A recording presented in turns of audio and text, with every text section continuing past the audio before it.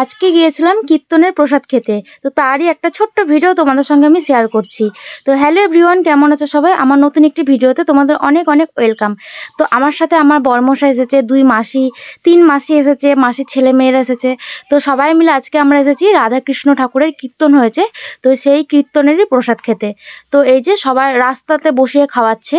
তো এইগুলো কোনো ব্যাপার না, কাটোয়াতে এগুলো হতেই থাকে প্রায় দিনই, তোমরা দেখতে পাবে। আমি এখানে ওখানে শুধু খেতে যাই, মানে যেখানে প্রসাদ খাওয়ানোর কথা শুনি সেখানে আমি চলে যাই। আমার খুব ভালো লাগে এরকম এই প্রসাদ খেতে, রাস্তায় বসে বসে শাল পাতার মধ্যে, খুবই ভালো লাগে। তো আজকে অন্ন প্রসাদ ছিল, যেহেতু গরম প্রচুর ছিল ওই জন্য বেশিরভাগ টাইম খিচুড়ি প্রসাদটাই করা হয় আমি দেখেছি, মানে কাটোয়ার সাইডে কীর্তনে। তো আজকে অন্ন প্রসাদ ছিল, কারণ কি অনেক গরম ছিল তো তাই। তো এই যে আমরা বসে গিয়েছি আমাদের সিটে, মানে আমাদের জায়গায়। এই যে এটা হচ্ছে একটা মাসির এক ছেলে এক মেয়ে, তো দেখো কত সুন্দর না দেখতে।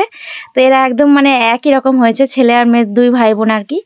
আমি আমার বড়মশাই পাশাপাশি বসেছি, আর ওই যে দূরে আমার 2 মাসি, আর তার পাশে আরও একজন মাসি, মানে পরপর 3টে মাসি। আর একটা মাসির পাশে তার ছোট একটা মেয়েও ছিল। তো সবাই মিলে বসে আজকে এনজয় করছি আর প্রসাদ খাচ্ছি। তো পুরো প্রসাদের ভিডিওটা আমি তোমাদের সঙ্গে শেয়ার করতে পারিনি, সরি, খেতে ব্যস্ত ছিলাম, কারণ কি অনেক ভিড় হয়ে গেছিলো জায়গাটা, ওই কারণে। তো আজকে ছিল অন্ন, ডাল, তারপরে একটা পাঁচ তরকারি, তারপরে পায়েস, চাটনি, এই আর কি, মানে এইটুকুই প্রসাদ ছিল। তো প্রসাদ ভালো লেগেছে খেতে, খুবই ভালোভাবে খেয়েছি আমরা। তো এই ছিল ভিডিওটা কেমন লাগলো অবশ্যই জানাবে। তো পুরো ভিডিওটা আমি তোমাদের সঙ্গে শেয়ার করতে পারিনি, ওই জন্য আমি তোমাদের কাছে সরি বলছি।